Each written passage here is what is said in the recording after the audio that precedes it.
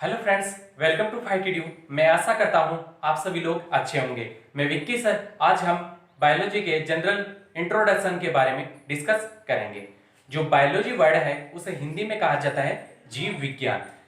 जीव विज्ञान सर्वप्रथम लेमार्क एवं ट्रेविरेनस नामक वैज्ञानिक ने दिया। यह एक ग्रीक भाषा का शब्द है। जो बायोलॉजी शब्द है वह दो शब्दों से मिलकर बना है, बायोस और लोगस।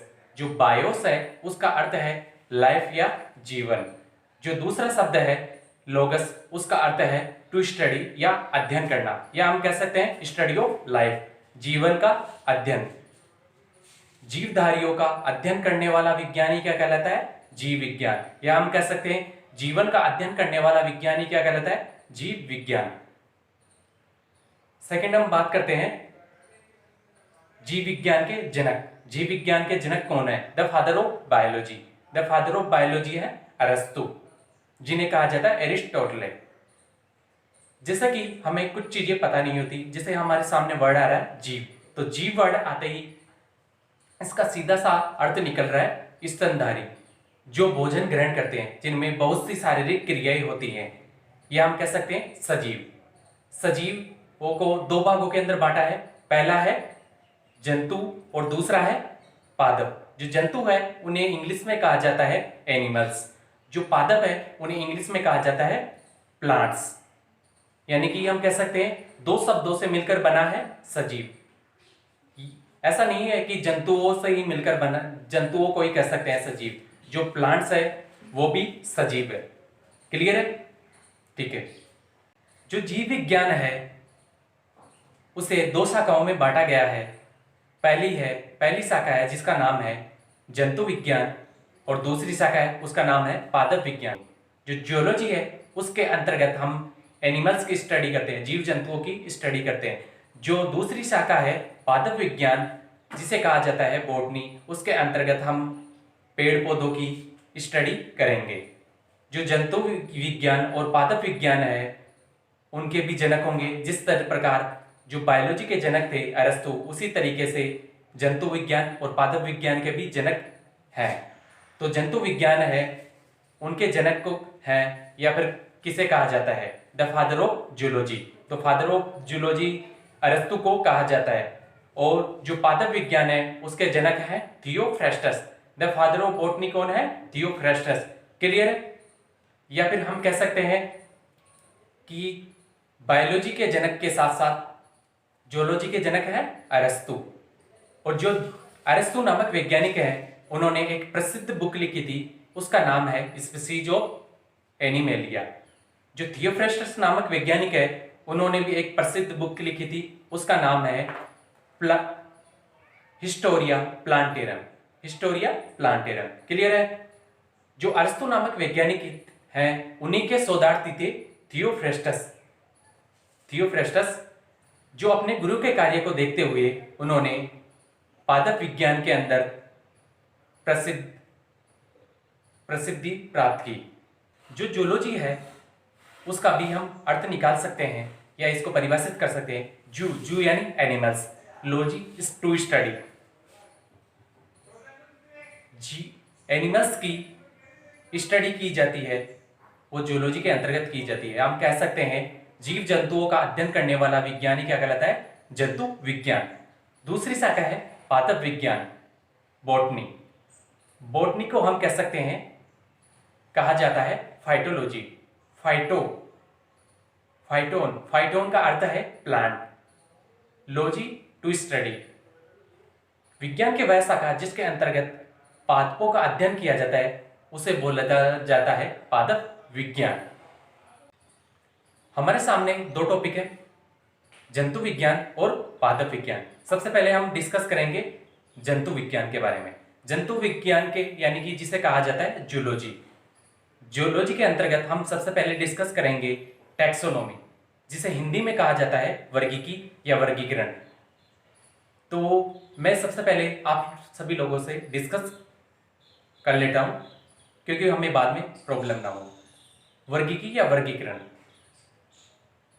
इसको हम क्यों पढ़ रहे हैं? इसका मतलब क्या है?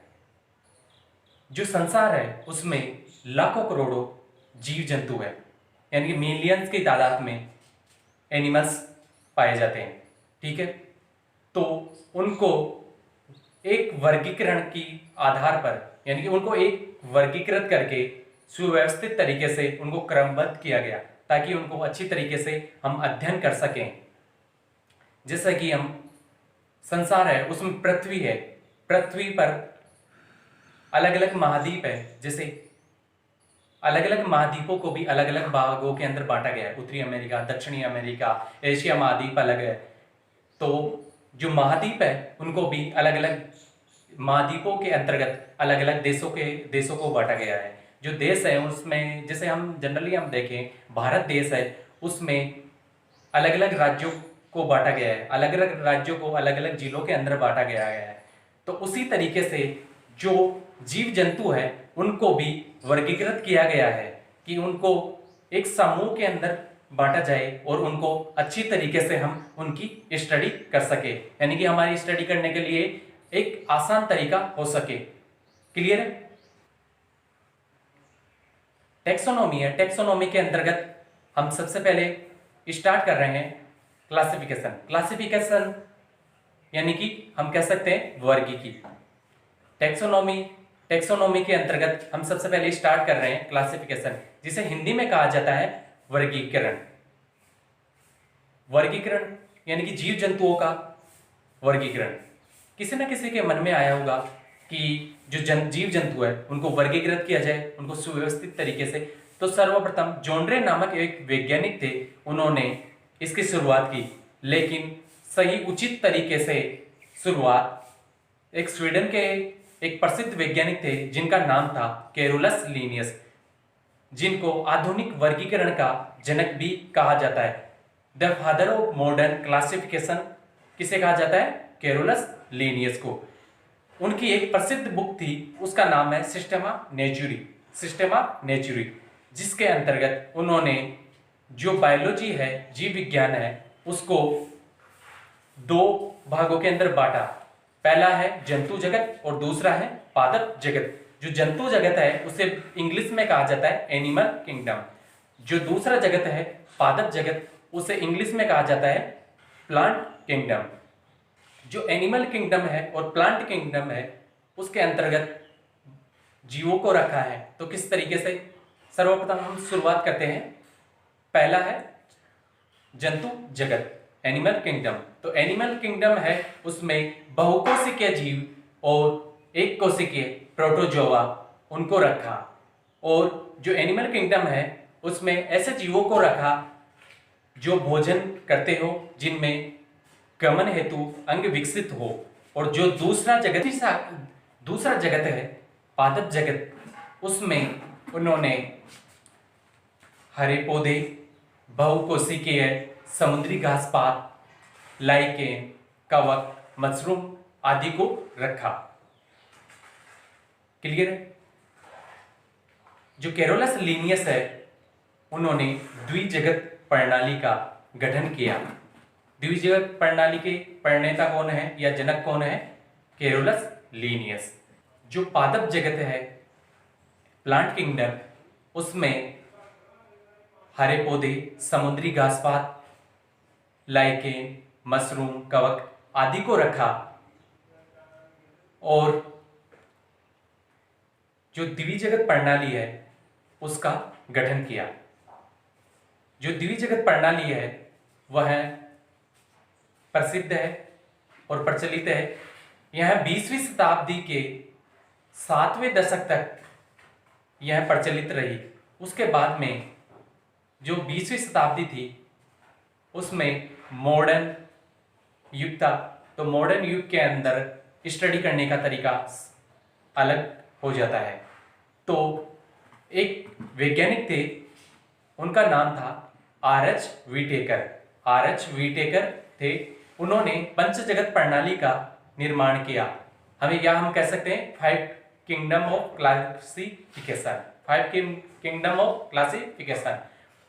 तो हम अब हमारे नेक्स्ट वीडियो के अंदर 5 किंगडम क्लासिफिकेशन, पंच जगत प्रणाली के बारे में डिस्कस करेंगे। अगर आपको यह वीडियो अच्छा लगा हो तो सब्सक्राइब करें, लाइक करना ना